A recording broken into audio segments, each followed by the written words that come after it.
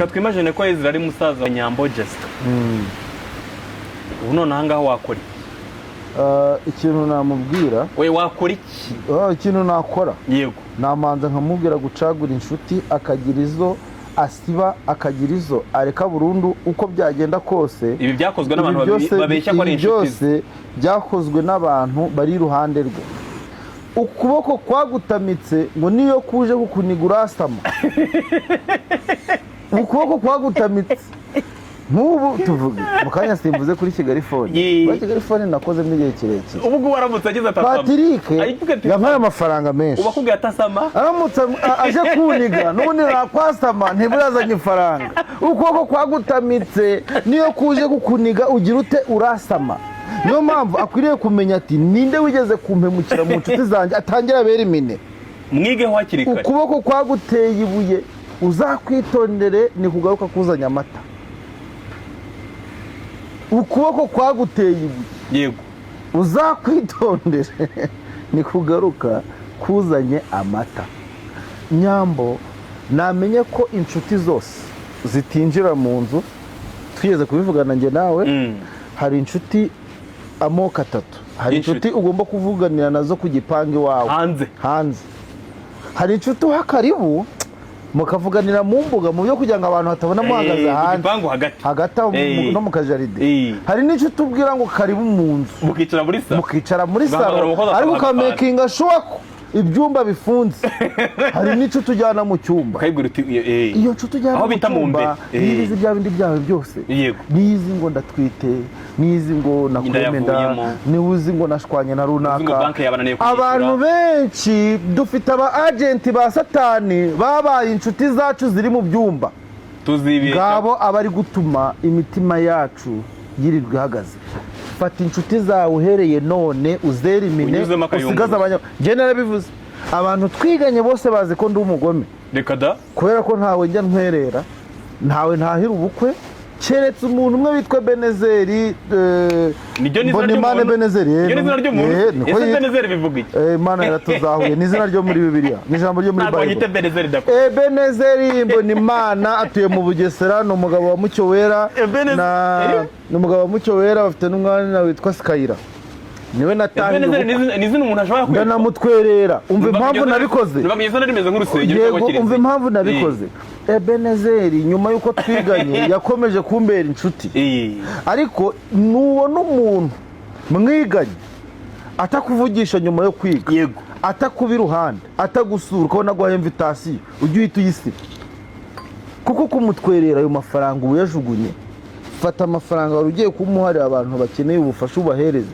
ubwo bushuti atakweretse mbere yuko agukeneye urumva nyuma yuko umufashije azongera kugaragara ko twibeshya ku nshuti bigiye kuba ikiguzi reka nkubwire Ezra mwere imini inshuti za fake nyuzamo towa reka nkubwire Ezra ashobora kuba ari muremure sibyo ariko twebwe inshuti za uretse gira gutya uricyo rekera wogoshe neza asante wamunega no mwogoshe wowe na David niwe wabogoshe kabisa Ezra ashobora kuba ari muremure pe ariko inshuti ze tukajya tumupostinga tuvuga ngo Ezra ni mugufi tukara tubisubiramo ngo Ezra ni mugufi uzi ko abanyarwanda birangira bamenye yuko uri mugufi kandi utari mugufi kandi ntabwo nzagenda niyereka buri munyarwanda ngo reba uko ndeshe uko ndeshe agiye ndi muremure nk'ubu Ezra ni ikigabo kirekire cyane cya metero 2 ariko abantu bazi yuko uri mugufi bakwibeshyeho mfite metero 2 mu bitekerezo ariko mu burebure siko ndesha tujye tuvugisha n'ukuri uburebure bwanjye buri mu ncamake komeza yego igihe cyose rero kwatakwa abantu bakuvuga nabi ujye umenya ko guceceka biri mu buryo bwiza bwo kurinda ubwonko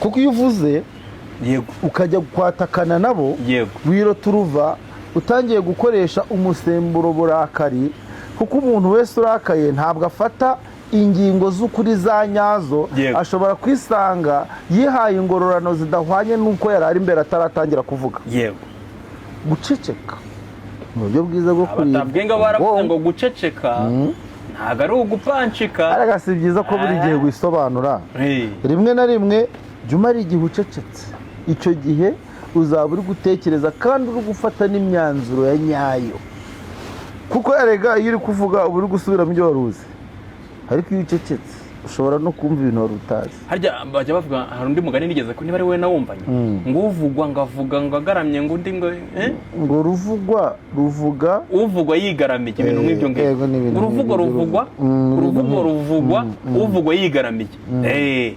ariko urukundo rwarashize Sabe. ese reka twumve inyungu y'umugome. Mbabarira tujya ku kantu, niyo ngingo turi busorezeho. Inyungu y'umugome ni iyi.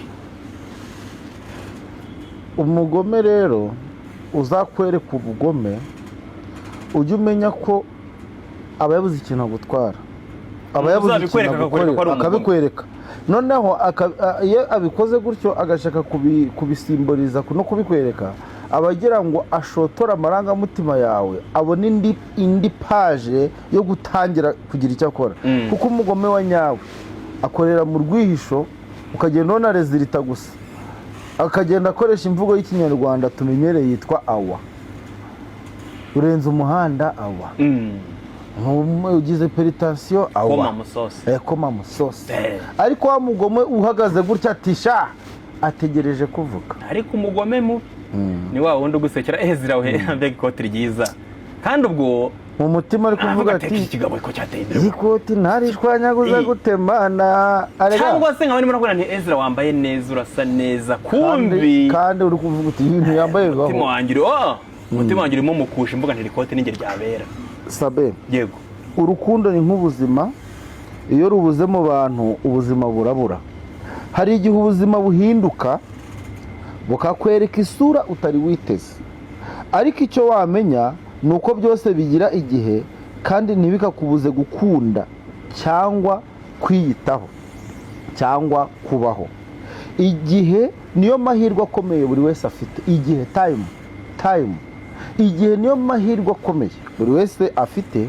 Igihe ubwacyo ni umwarimu mwiza.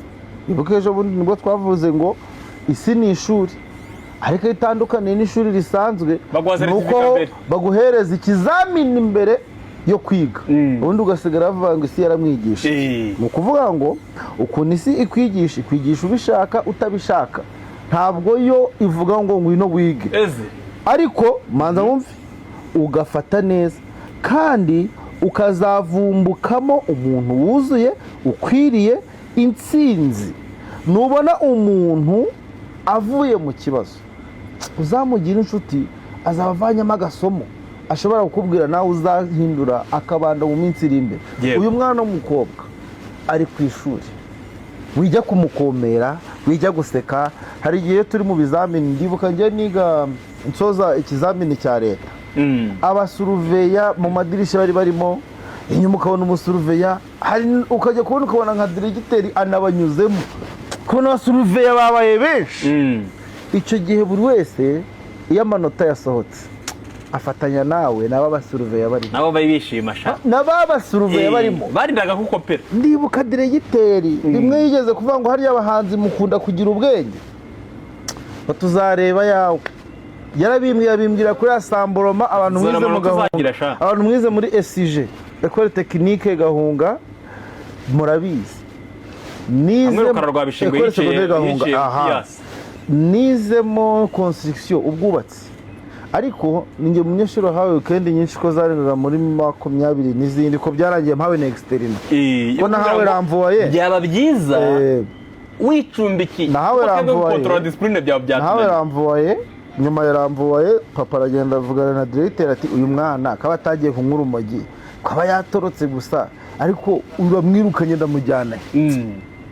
Atari kosa ahorana no gusohoka ikigo, akatumye exterina weho yibere hanze.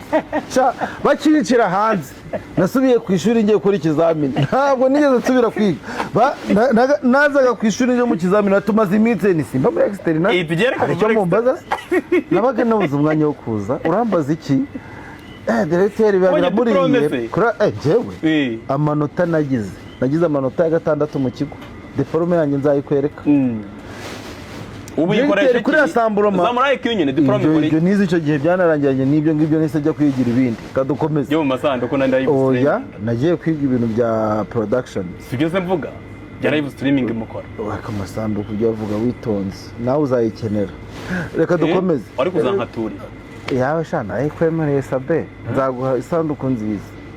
foromoziya ejo bundi niba ari depresiyo yawe yari yanzamutsemo Eh. nimajinye ukuntu byagenda nagize ikibazo uri kunga ndi kugukatuza mana we oya sabe ntukakigire ni ukuri sinakigire abandi bose abantu hari umwami wavuze ngo byago Iki kintu ntukabure kandi waratwigisha. ntugahore uzi icyo bisobanuye iki kintu warakitwigishije uwo mugani tugomba kucyumva uwo mugani ni ubwa mbere wumvise byago ntukabure kandi ntugahore